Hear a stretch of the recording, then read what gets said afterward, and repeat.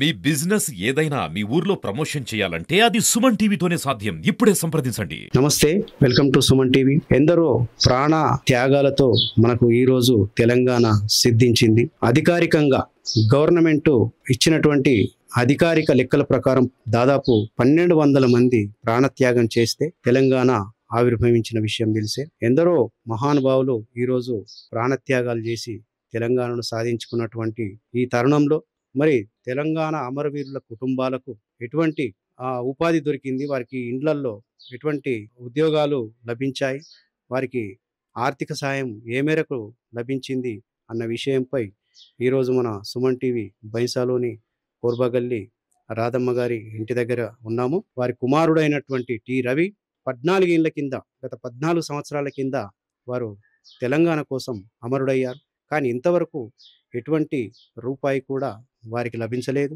ఎటువంటి ఆర్థిక సాయం లభించలేదు, కనీసం ఇంట్లో సభ్యులకు ఉద్యోగం లభించలేదు. మరి వారి మాటల్లో వారి ఆవేదన ఏందో వారి మాటల్లో తెలుసుకుందాం రండి. అమ్మ, ఇప్పుడు తెలంగాణ కోసం మీ అబ్బాయి ఆత్మహత్య చేసుకున్నారు. మరి దాదాపు 14 సంవత్సరాల క్రితం చనిపోయిందని చెప్పి అంటున్నారు.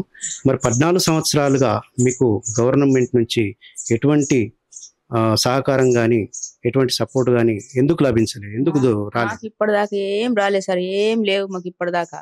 ఇన్నేళ్ళ సంది తిరుగుతున్నాము, ఎన్నో అక్కడ పోయి వచ్చినాము, పోరాని అక్కడ పోయినాము, ఢిల్లీ దాకా పోయినాము, ఎన్నో తిరిగినాము. అందరికి లేనిది మాకే నలుగురికే తీసేసింది. ఏమున్నది? ఆ నలుగురు ఎవరెవరు? బైంసాల రవి, నా కొడుకు యోగేష్, భాస్కర్, ఇంకొక ఆయన వాళ్ళ కోమట్ల ఆయన నాకు తెలియదు. ముగ్గురం అయితే కరెక్ట్. మేము ఇక 3 ఆరాలు, నా కొడుకు శుక్రవారం, మళ్ళీ కొడుకు ఇంకా పిల్లగాడు శుక్రవారం, మళ్ళీ ఇంకొక ఆయన శుక్రవారం, 3 శుక్రవారాలు ముగ్గురు చనిపోయిండ్రు. అంటే అందరూ బైంసాకు చెందిన వారే తెలంగాణ కోసం ఆత్మహత్య చేసుకున్నారు. ఆత్మహత్య చేసుకున్నప్పుడు ఆ రోజు శవం అంటే కర్మకాండలు జరిపించేటప్పుడు కానీ ఆ రోజు మీరు మీ బాబు చనిపోయిన రోజు ఎవరెవరు వచ్చారు? నాయకులు వేణుగోపాల్చారి వచ్చిండు. వేణుగోపాల్చారి పెద్ద పెద్ద నాయకులు ఉండి దుకాన్లు బంద్ ఉంచిండ్లు, అన్ని బైంసా బంద్ ఉంచిండ్లు, అన్ని చేసిండ్లు. అంతా నా కొడుకుని ఇట్లా కాన్రాన కొట్టు పూలమాలలు వేసిండ్లు. తెలంగాణ గురించి చనిపోయిండు, తెలంగాణ గురించి చనిపోయిన సర్కార్ దాఖలికి తీసిండ్లు.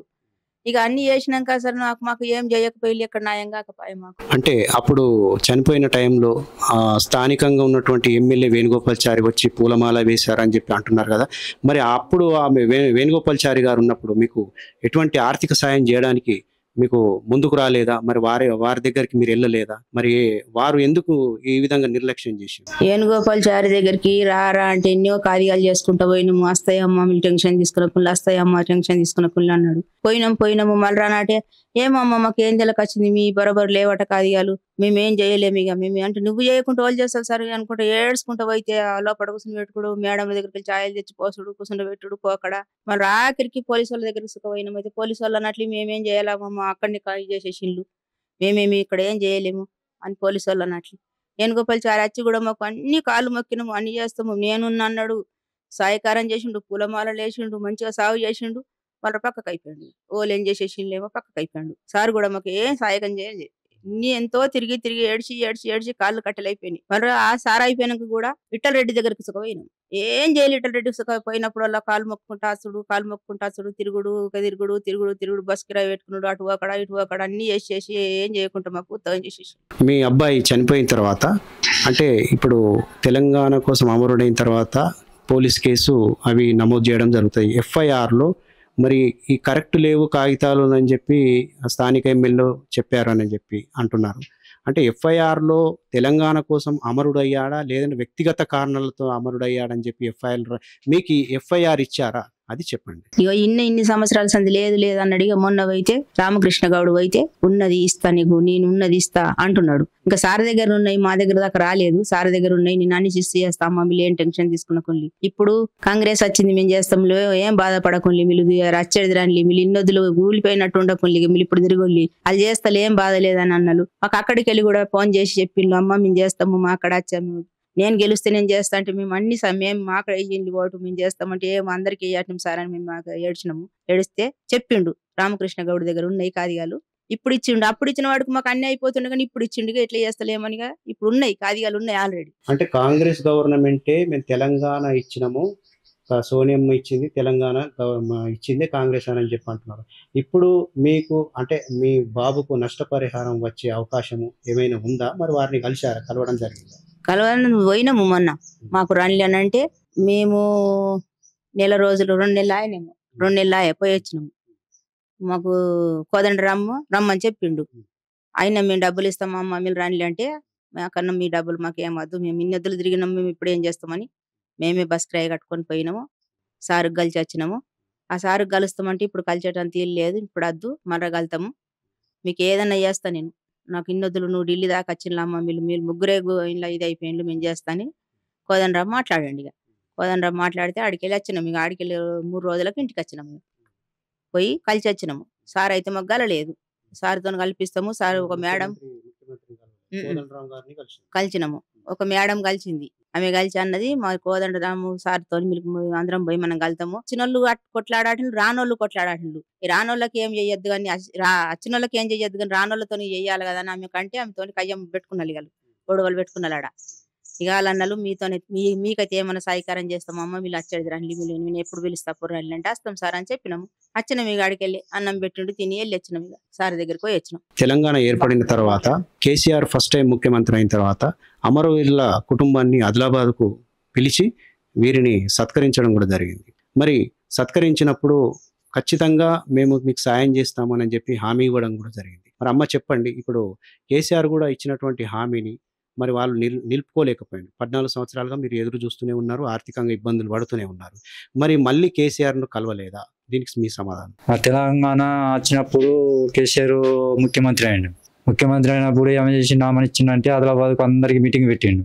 మీటింగ్ పెట్టి అమరావతి కూడి అందరినీ పిలిచి అందరికీ సమాధానం ఏం చేసిండంటే శాలలు కప్పి అందరికీ మీకు డబ్బులు అందరికీ 10 లక్షల రూపాయలు ఒక్కొక్కరు అమరావతి కుటుంబానికి చేస్తానని అన్నాడు.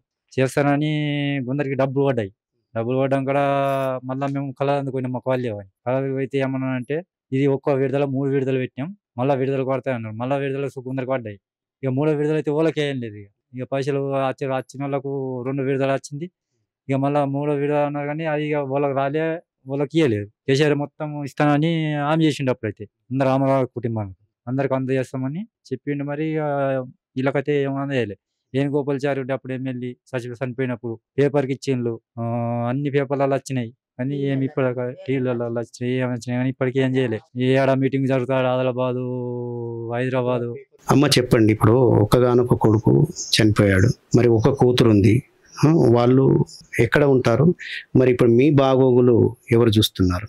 అంటే మీకు ఈ వయసులో మీకు ఆర్థిక సాయం కానీ గవర్నమెంట్ నుంచి అయితే ఏది రాలేదు? మాకైతే ఏం రాలేదు, ఇప్పటిదాకా రూపాయి రాలేదు, ఏం లేదు. వస్తాయి అన్న ముచ్చట్ని. తిండికి సంబంధించింది అంత బిడ్డను చూసుకుంటున్నది. ఏం చేయాలి? ఇక బిడ్డని అన్ని చూసేది బిడ్డనే అయింది. ఇక ఇద్దరిని అనుకున్న ఒక్కడైతే చచ్చిపోయింది. ఇక ఆయనతో ఎట్లా కావాలని అమ్మని చూసుకుంటున్నది. ఇక అన్ని మొన్న దోలు కచ్చుకుని ముక్క ఆపరేషన్ చేపించా అన్నిటి చూపించుకుంటది బిడ్డని. వాళ్ళు వెళ్ళిగా చూసేటోళ్ళు వాళ్ళు చూస్తేలా కాదా మంది ఆడ కిరాయి ఇంట్లో ఉండు వాళ్ళు పెడతారు. ఇప్పుడు మీరు బైన్సాలో రెంట్కుంటున్నారు. ఓకే, మరి ఆ కిరాయి డబ్బులు సంబంధించిన ఇప్పుడు మీకు ఏమైనా పింఛన్స్ కానీ ఇవన్నీ వస్తుంది? ఏం పింఛన్ రాదు, 2000 పింఛన్ వస్తుంది. అది రెండముండ పింఛన్ వస్తుంది. ఏం సరిపోతుంది? 2000 ఇల్లు కిరాయి కట్టుకుంటున్నా. ఇప్పుడు ఎక్క కిరాయిలు అయిపోయినాయి. బైన్సాలో కూడా ఎట్లా చేయాలో ఏమని ఆలోచిస్తున్నారు ఇట్లనే. మరి ఈ మధ్యలో ఆపరేషన్ అయింది, దానికి ఏం కానీ అటు పెట్టాలా ఇటు పెట్టాలని ఇక్కడ వచ్చి ఉంటున్నాయి. ఆపరేషన్ ఎవరు చేయించారు? బిడ్డనే చేయించింది. బిడ్డనే చేయించింది, అన్ని బిడ్డనే కట్టుకుంటున్నది, బిడ్డనే చూపించుకుంటున్నది. ఇక ఎక్కడికి వెళ్ళి వచ్చేటి లేవు, ఏం లేవు. ఎందరో మందికి ఎన్నో చేస్తే ఎన్ని వచ్చే కానీ మాకైతే ఇప్పటిదాకా ఏం రాలేదు, 1 రూపాయి రాలేదు. ఇది ఇక్కడి పరిస్థితి. మరి రాధమ్మ గారి ఇంట్లో విషాదం నెలకొని దాదాపు 14 సంవత్సరాలు గడిచిపోయినా కూడా వారికి ఉన్న ఆధారం ఒక్కగానొక్క కొడుకు రవి మరణించిన తర్వాత ఆర్థిక ఇబ్బందులు తీర్చేవారు లేక మరి కూతురే తనకు దగ్గరుండి సేవలు చేస్తుంది. ఇటీవల ఆపరేషన్ కూడా అయింది అని రాధమ్మ గారు చెప్పారు. మరి ఈ టైంలో వారికి అమర వీరుల కుటుంబాలకు ఆదుకోవాల్సినటువంటి అవసరం ఎంతైనా ఉన్నది. మరి ప్రభుత్వం ఇప్పటికైనా స్పందించి వారికి కనీస అవసరాలు కల్పిస్తూ ఆర్థిక సాయం చేసి వారి కుటుంబాలను ఆదుకోవాల్సినటువంటి అవసరం ఎంతైందో ఉందని చెప్పి కోరుతూ కెమెరామన్ బాలుతో శివ, సుమన్ టీవీ.